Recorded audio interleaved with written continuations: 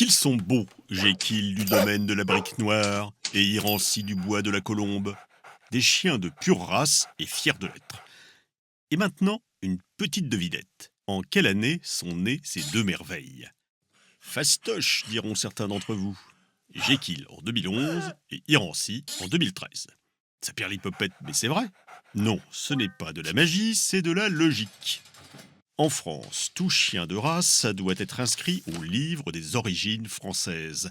Ce registre répertorie depuis 1885 les origines des chiens de race pour éviter la consanguinité.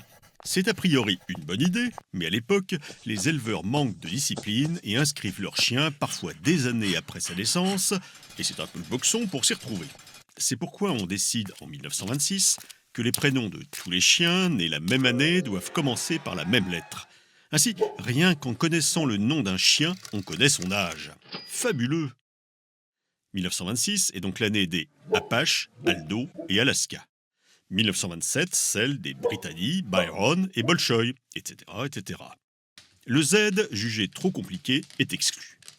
En 1951, on passe donc directement du Y au A. Dans les années 70, on se rend compte que le X aussi, c'est trop compliqué. Tout comme le K, le Q, le W et le Y. Ce qui fait qu'aujourd'hui, la liste ne contient que 20 lettres. Certains propriétaires suivent la règle à la lettre, même si leur chien n'est pas de race. Ainsi, Emmanuel Macron a adopté à la SPA un labrador croisé griffon qu'il a aussitôt rebaptisé Nemo, puisque 2017, c'était l'année du N. Il serait étonnant que les Allemands, réputés pour leur sens de l'organisation, n'aient pas de règles pour nommer leurs chiens de race. En effet, il y en a une, même si elle n'est pas reliée à l'année de naissance. En Allemagne, les chiots de la première portée de la première chienne d'un éleveur doivent avoir des prénoms commençant par A.